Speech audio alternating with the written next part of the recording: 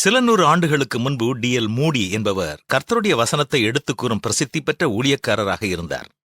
ஒருமுறை ஒரு பட்டணத்தினுடைய ஒரு அரங்கத்தில் கர்த்தருடைய வசனம் தனி மனிதனுடைய வாழ்க்கையில் எத்தனை முக்கியமானது, எவ்வளவு அவசியமானது என்பதை குறித்து அவர் பேசிக் கொண்டிருந்தார்.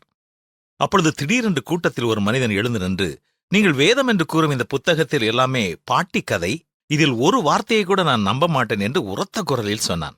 மேடையில் பேசிக் கொண்டிருந்த டி.எல். மூடி அவர்கள் தன்னுடைய பேச்சை நிறுத்திவிட்டு அந்த மனிதனை பார்த்து, ஐயா, நான் சொல்லும் ஒரு வசனத்தை நீங்கள் கட்டாயம் ஒத்துக்கொள்வீர்கள் என்று சொல்லிவிட்டு, தேவன் தன்னை பரிகாசம் பண்ண ஒட்டார், மனிதன் எதை விதைக்கிறானோ அதையே அறுப்பான்.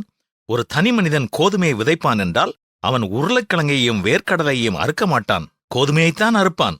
மதுபானம் விற்கும் ஒரு மனிதன் எடுத்துக்கொள்ளுங்கள், அவனுடைய வியாபாரத்தால் அவன் குடிகாரர்களையே அறுப்பான் என்றார்.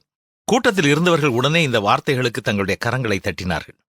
செய்தியின் மத்தியில் பேசிய அந்த மனிதனை குறித்து டி.எல். மூடி அவர்களுக்கு எதுவுமே தெரியாது. ஆனால் அந்த ஊரில் இருந்த அனைவருக்கும் அந்த குறிப்பிட்ட மனிதனை தெரியும். உண்மையாகவே அந்த மனிதன் ஒரு மதுபான கடை நடத்தி கொண்டிருந்தான். இதன் விளைவாக அவனுடைய மகன்களும் மகள்களும் வெளிவர முடியாத குடிப்பழக்கத்திற்கு சென்று விட்டார்கள். எனவே டி.எல். மூடி அவர்களுடைய வார்த்தைகள் கடவுளை நம்பாத அந்த மனிதனுடைய இதயத்தில் சத்தமாய் ஒலித்தன. இன்று நம்முடைய தேசத்தில் எண்ணற்ற மனிதர்கள் போதைக்கு அடிமையாயிருக்கிறார்கள்.